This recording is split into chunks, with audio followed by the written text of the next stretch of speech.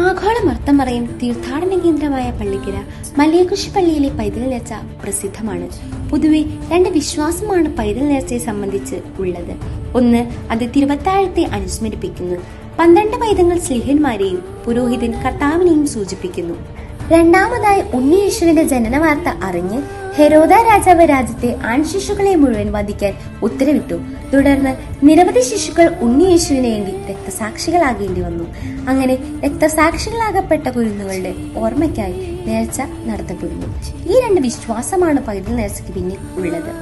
12 പൈതങ്ങളുടെ നേർച്ചയും 3 പൈതങ്ങളുടെ നേർച്ചയും പ്രധാനമായും നടത്തപ്പെടുന്നു. നേർച്ചയ്ക്ക് വേണ്ടി നോമ്പ് നോറ്റ് വിശുദ്ധിയുടെ വിഭവങ്ങൾ ഒരുക്കുന്നു. 3 നെയ്യപ്പം, 3 പഴം, പിടിക്കൊപ്പം പൂവൻകോഴി ഇറച്ചി കൊണ്ടുള്ള കറി, ചോറ്, ചെരമ്പനുള്ള മീന്റെ കറി, തോരൻ എന്നീ വിഭവങ്ങൾ വാഴയിലെ 12 വയസ്സിന് താഴെയുള്ള പൈതങ്ങൾക്കും പുരോഹിതനും വിളമ്പി നേർച്ച പൂർത്തിയാക്കുന്നു. ഇതിൽ ജാതിമത ഭേദമന്യേ നിരവധി പേർ പങ്കെടുക്കുന്നു. നേർച്ച നടത്തുന്ന ഭവനം 50 നോമ്പ് ഭക്തിയോടെ നോറ്റ് ഒരുങ്ങുന്നു. നമസ്കാരങ്ങൾ മുടങ്ങാതെ നടത്തി ഭക്തിയോടെ നേർച്ചയെ സമീപിക്കുന്നു. തയ്യാറാവുന്ന വിഭവം നേർച്ചയ്ക്കായി ദേവാലയത്തിൽ വിളമ്പിയതിനു ശേഷമേ വീട്ടുകാർ ഭക്ഷിക്കാൻ അനുവാദമുള്ളൂ. നിഷ്ഠയോടെ നേർച്ച കഴിക്കുന്ന ഭവനങ്ങൾ അഭിവൃദ്ധിപ്പെടും എന്ന അനുഭവമാണ് വർഷം ചെല്ലുന്തോറും നേർച്ചകൾ പെരുകുന്നതിന്റെ പിന്നിലെ സത്യം.